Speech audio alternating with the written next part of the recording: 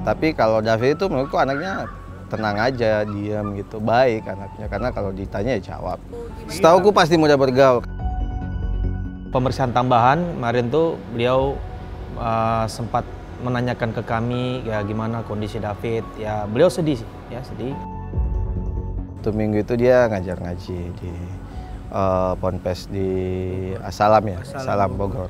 Karena saya minta ya dia harus mengaku dosanya, ya kan, berdoa sama Tuhan, bertobat, mengakui ya apa yang dia buat itu salah gitu kan.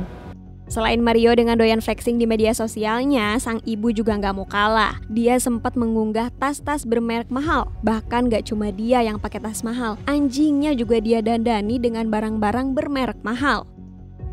Akibat persoalan keluarga Rafael, hobi flexing para pejabat pajak akhirnya membuat publik makin lelah. Timbullah gerakan tolak bayar pajak.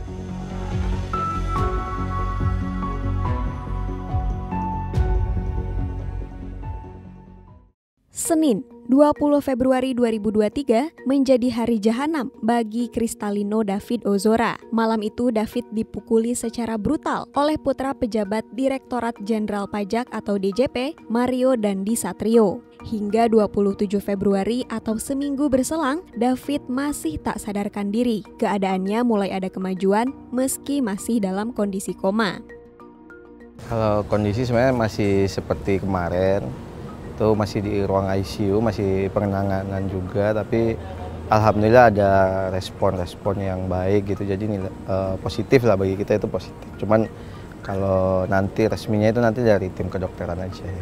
Berdasarkan rilis resmi GP Ansor DKI, David mengalami penganiayaan dan pengeroyokan sesaat setelah menerima pesan WhatsApp dari mantan pacarnya, Agnes. David saat itu sedang bermain di rumah salah satu temannya berinisial R di perumahan Green Permata Pesanggahan, Jakarta Selatan. Agnes saat itu mengirim pesan singkat yang pada intinya memberitahu niatan dia untuk mengembalikan kartu pelajar. David pun lantas mengirim titik lokasi rumah teman yang sedang dia kunjungi. Tak lama, mobil Jeep Rubicon warna hitam yang dikemudikan Mario berhenti di depan rumah teman David tersebut. David lalu menghampiri mobil Mario yang ternyata di dalamnya ditumpangi oleh 4 orang.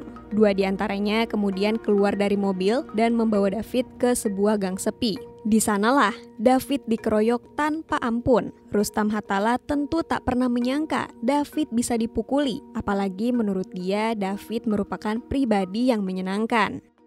Jadi sebenarnya saya jarang ya ketemu David karena kalau setahu saya dia Senin sampai Jumat sekolah. Gitu.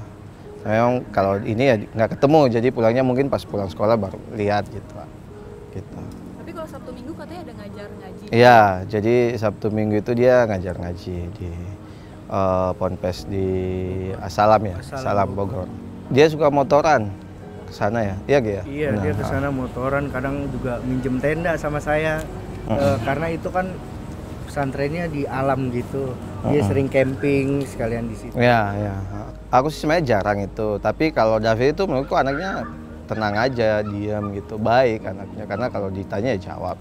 Setauku pasti mudah bergaul, karena aku dari cara ngobrol ke dia, oh anak ini nih enak gitu diajak ngobrol asik. Dan kan bisa lihat ada respon teman-teman sekolahnya yang datang kayak gitu.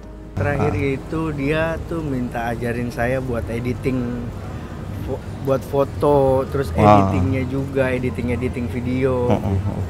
Kalau terakhir sih itu beberapa kali dia ngirim foto itu kayak om ini diedit dong, tolong editin. Terus aku bilang daripada kamu minta editin sama saya terus, ini aku ajarin gitu gimana nih ngedit foto kayak gitu-gitulah paling. Yang juga unik dari pribadi David ialah saat ia mualaf pada umur 14 tahun. Rustam ingat betul momen tak terlupakan tersebut. Ya, jadi sebenarnya aku dapat cerita dari bapaknya. Tiba-tiba bapaknya itu kaget gitu. Kaget terus cerita ke kita, loh anakku ini diam-diam ke kayak di itu ya, masjid dekat situ ya. Di masjid Muntilan, mungkin kan kerjanya Muntilan. Jadi dia itu datang sendiri, langsung ketemu salah satu pengurus Ansor di situ, guru ngaji. Terus dia bahkan bapaknya itu nonton videonya sampai nangis, terharu. Di tag di Facebook. Jadi di Facebook tanpa ketahuan bapaknya waktu itu. Tahun 2019 kalau nggak salah. Efek penganiayaan yang dilakukan Mario pun ikut menyeret ayahnya, Rafael Alun Trisambodo. Setelah dicopot dari tugas dan jabatannya sebagai Kepala Bagian Umum Kanwil DJP Kemenkyu Jakarta Selatan, Rafael juga akhirnya mengundurkan diri. Penyesalan yang dirasakan Mario pun sudah tak ada artinya lagi. Waktu pemeriksaan tambahan kemarin tuh beliau sempat menanyakan ke kami ya gimana kondisi David. Ya beliau sedih sih, ya sedih. Beliau nanyakan ke kami bagaimana maksudnya bagaimana kondisi David gitu saat ini. Gitu dia nanyakan. Ya itu makanya karena dia tanyakan itu ya kami juga belum mengetahui secara pasti seperti apa.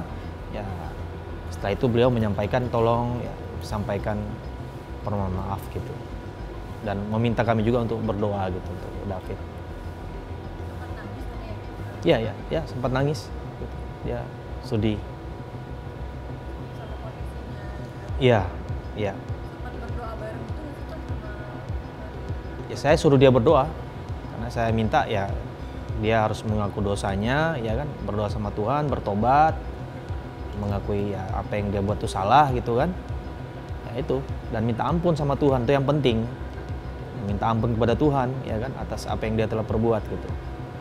Kasus ini juga melebar hingga akhirnya netizen menyoroti gaya hidup Mario. Ujungnya nilai harta kekayaan Rafael dianggap janggal. Mengutip laporan harta kekayaan pejabat negara yang dirilis pada 2021, nilai kekayaan ayah Mario mencapai 56,1 miliar rupiah. Selama 11 tahun, harta kekayaan Rafael mengalami peningkatan sekitar 35 miliar rupiah.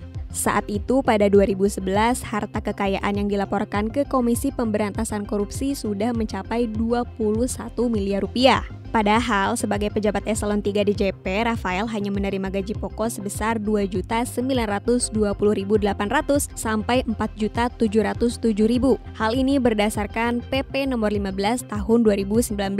Sementara nominal tukin pegawai DJP eselon 3 dalam Perpres nomor 37 tahun 2015 adalah Rp5.361.800 sampai Rp46.478.000 per bulan. Sehingga uang yang bisa dikantongi untuk golongan 3 terendah saja sekitar 8,26 juta dan tertinggi 51,67 juta setiap bulannya. Sungguh hal yang terbalik dari gaya hidup Mario, bukan? Mario sempat flexing di media sosialnya saat mengendarai kendaraan-kendaraan mewah. Misalnya saat dia foto dengan mobil Jeep Rubicon. Harga mobil mewah tersebut diperkirakan 1,7 miliar rupiah. Selain mobil, Mario juga pernah mengendarai motor Harley Davidson seri Street Glide dengan perkiraan harga mencapai 1,16 miliar rupiah.